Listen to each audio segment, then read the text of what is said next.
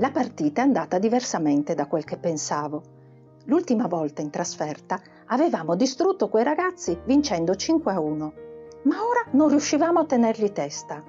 O loro adesso giocavano molto meglio, o noi per il nervosismo giocavamo molto peggio. A differenza di loro, non riuscivamo quasi mai a toccare il pallone. Geoff difendeva la porta come una tigre e questo ci teneva su.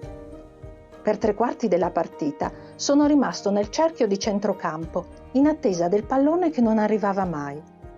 Mio padre era vicino alla porta degli avversari e di quando in quando lo sentivo urlare: «Giocate più spesso il pallone verso Kos! Avanti ragazzi! È sempre libero!» E tutti vedevano che ero libero, ma nessuno riusciva a passarmi il pallone. Mi faceva impazzire questa cosa.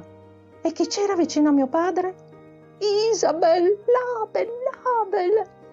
Isabel è la ragazza più bella che io conosca.